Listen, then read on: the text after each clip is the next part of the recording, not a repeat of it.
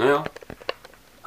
Bon matin les internets, aujourd'hui je voulais juste vous parler de mon épais de pouilleux de frère. J'ai maintenant la preuve irréfutable qui dit vraiment n'importe quoi. Dans le fond ce qui se passe c'est que voilà à peu près un an il avait fait une vidéo dans laquelle il parlait de Donald Trump. Puis il disait qu'il était juste là pour faire peur au monde puis pour rendre Hillary Clinton plus acceptable. En tout cas il s'était trompé pas à peu près.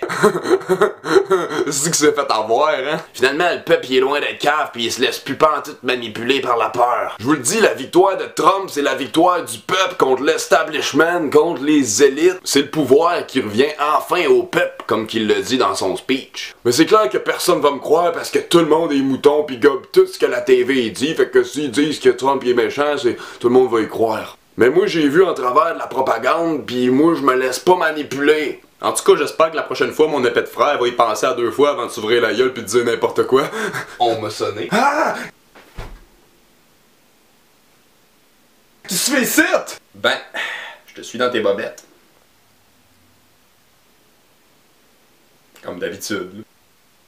Arc. J'ai vaguement entendu tes propos, puis je serais bien curieux d'en savoir plus. Qu'est-ce qui te fait penser que c'est tant une bonne affaire que ça? Ben, à minute que tu t'informes un peu, tu saurais que Clinton elle voulait faire la guerre avec la Russie, qui est backée par toutes les grosses multinationales de Wall Street, donc qu'elle est loin d'être indépendante, pis en plus, c'est une sataniste reptilienne à la tête du plus grand réseau de pédophilie au monde, la Clinton Foundation.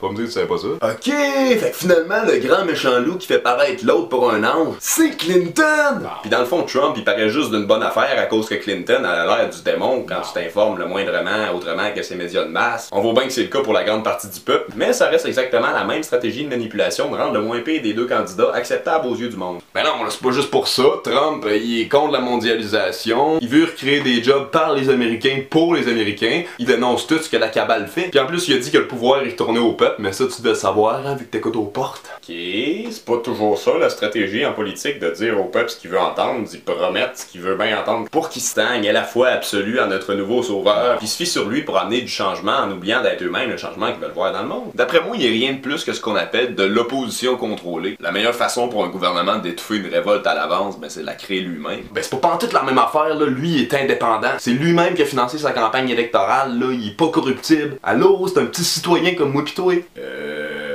Non. Premièrement, ni toi ni moi, on n'a aucune façon de savoir s'il est vraiment indépendant. Puis il suffirait de prendre une seule décision qui irait à l'encontre des intérêts financiers et corporatifs pour se faire tirer une balle. Puis ça, il est indépendant ou pas, il y a des intérêts personnels qui vont à l'encontre de ceux du peuple. Il a investi à peu près 1 demi-million dans le projet de pipeline DAPL au Dakota du Nord, que les Autochtones se battent depuis full longtemps. Puis tout le monde était donc content que l'administration Obama avait enlevé les permis puis tout, mais là, boum, Trump revient au pouvoir, boum, projet approuvé. Lui puis Keystone en plus, 2 projets de la shot. Yeah! Puis du fait même, il est déjà après renforcer la sécurité du pays, la militarisation de la police, les lois antiterroristes qui servent justement à étouffer et à criminaliser toute opposition au modèle extractiviste actuel. Il y a quelque chose qui me dit qu'il est pas chumé avec les environnementalistes, puis les activistes, puis les autochtones, puis tout le monde qui s'oppose au pouvoir en place. Le pouvoir revient au peuple, mon cul. Ouais, mais au moins il va aider à ce que le monde se réveille, puis il se mobilise contre la haine, puis contre la division, puis les oppressions, puis tout. D'un côté, c'est une méchante bonne occasion de se grouiller pour commencer à sensibiliser là-dessus, right? C'est vrai, là-dessus, je suis fucking d'accord avec toi, et pour une fois qu'un élu est à l'image de ce que sont vraiment les politiques, et n'a pas l'image doux comme un agneau, donc gentil, que d'une main il fait des babayes, il prend des selfies, puis que de l'autre main, ben, il envoie des bombes sur des enfants. Au moins, il le dit clairement, tu sais, pas d'hypocrisie. Puis oui, c'est une bonne chose que les gens aient une petite bonne raison de sensibiliser sur ces sujets-là,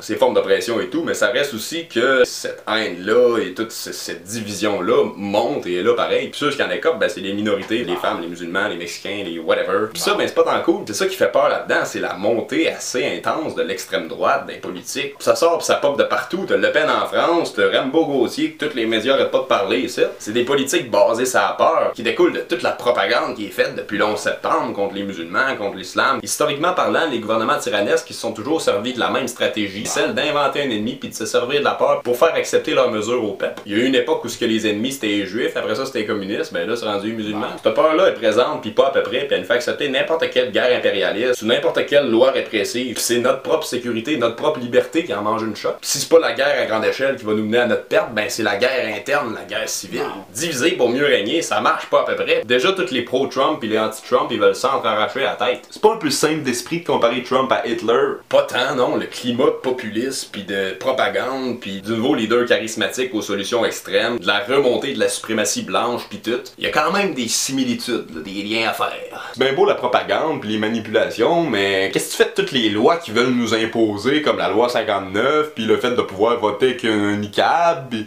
Hein? C'est des mensonges aussi, c'est inventé ça aussi, tu vas me dire, c'est fictif, c'est ça? Ils veulent rien nous imposer, là. Tout ce qu'ils demandent c'est le droit de vivre en paix. Encore une fois, c'est toutes des lois qui sont passées par les dirigeants, par les leaders, qu'ils soient musulmans ou pas, mais qui sont prêts à tout pour créer une guerre civile, puis pour nous faire croire à une invasion, puis tout, puis que nos problèmes viennent du petit peuple musulman et non pas de la source du système de tout ce capitalisme, puis tout ça qui crée des ravages partout sur le globe. La plupart s'en contrefichent bien de devoir enlever leur niqab pour aller voter, là, mais à cause qu'il y en a supposément une qui a fait la demande de pouvoir voter de même, mais là c'est l'hystérie, pis là, c'est bien parce que les médias y en parlent que ça crée l'hystérie. Puis oui, c'est sûr qu'il y a des extrémistes qui imposent leur idéologie, mais des extrémistes, il y en a partout. Le danger là-dedans, c'est toujours de mettre tout le monde dans le même panier, c'est toujours les amalgames. On peut pas prendre le comportement d'une minorité appartenant à un groupe pour l'associer à tout le groupe.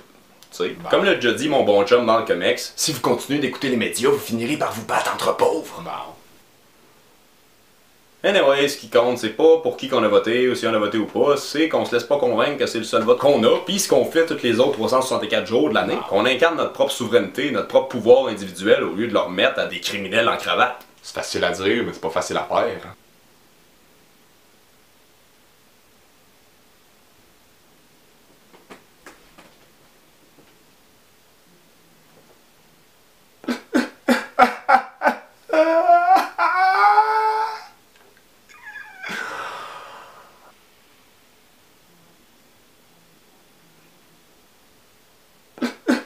Le changement peut pas arriver par ceux qui sont là pour que ça change pas!